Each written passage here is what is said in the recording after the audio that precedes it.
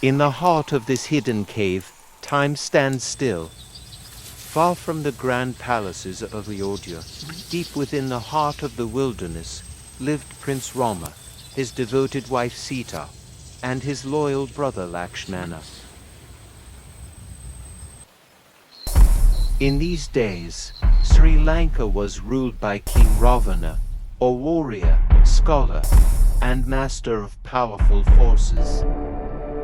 He was no mere man, he was a force of nature. His kingdom Lanka flourished, filled with wonders beyond imagination. But his destiny was written in the stars, and it would lead to a legendary battle that shaped history.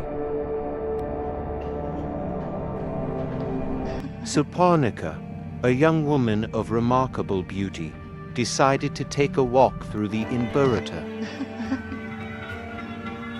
Lakshman knew about Suparnika's beauty.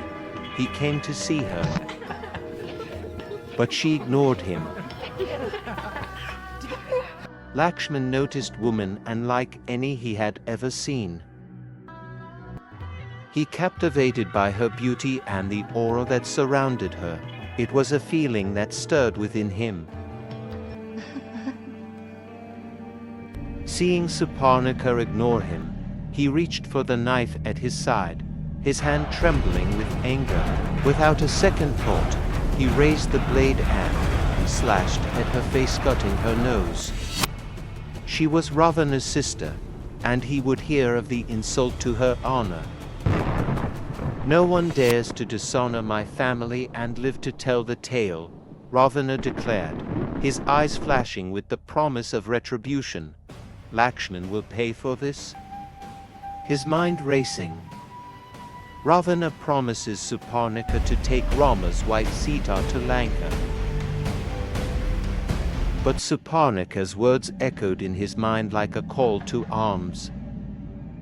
Ravana brought Sita to Ashoka Vatika and gave her freedom to stay there. Do not try to molest her. Rama smiled, knowing that in this moment he had met not only a friend, a disciple, but a force that would change the tide of war. Meanwhile, in the forests of Bharat, Rama gazed out at the endless horizon, his heart heavy with grief. Sita, he murmured. The only prayer he knew was her name. The pain of her absence was a wound too deep for any sword to inflict.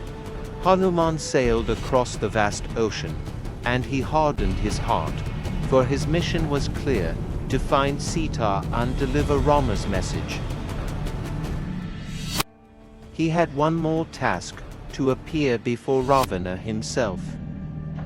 Taking bold steps, he entered the king's court and spoke for the release of Sita. Ravana's warriors captured Hanuman.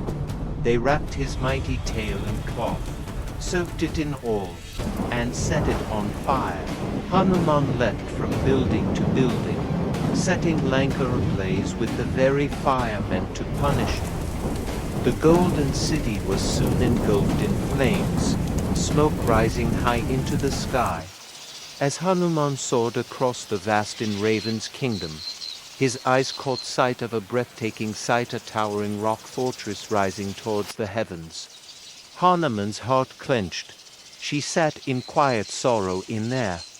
With renewed determination, Hanuman whispered to himself, "This war shall end, and Sita shall be free." The skies darkened as the roar of warriors filled the air. Hanuman, leading the mighty Vanara army. Behind him, thousands of warriors, fierce and relentless, charged toward Lanka's golden gates. From his tower, Ravana watched as the army of Rama arrived at his doorstep. The drums bore thunder, signaling the beginning of a battle that would shake the heavens. Ravana's forces stood ready, fierce and unyielding. They were warriors of the night, trained in the art of war, their eyes filled with the promise of victory.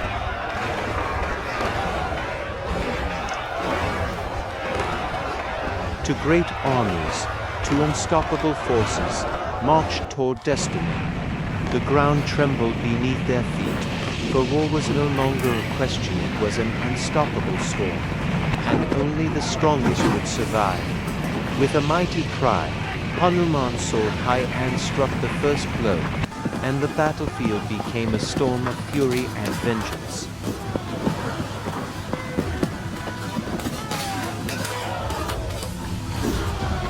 As the battlefield stretched before him, Ravana's eyes scanned the horizon, his gaze fierce and unyielding. But then, amidst the sea of warriors, his breath caught. On the other side stood his own blood brother Vibhishana. Clad in the armor of Rama's army, Vibhishana stood tall, his loyalty no longer with Lanka but with righteousness. The battlefield neared its climax. Ravana turned to his final weapon, the Dandamonara. With a roar, Ravana ascended into the sky. But Rama stood unmoved. He unleashed his ultimate arrow weapon, blessed by the gods, glowing with the fire of righteousness. The arrow soared like a comet. It struck the Dandamonara, piercing its heart with celestial force, flames consuming its body. With a deafening crash, Ravana's last hope crumbled, and he fell, defeated. The battlefield fell silent. The mighty Ravana, ruler of Lanka, was no more. The golden throne of Sri Lanka now belonged to Vibhishana. The war was over, but peace did not come easily to the land or to Vibhishana's heart.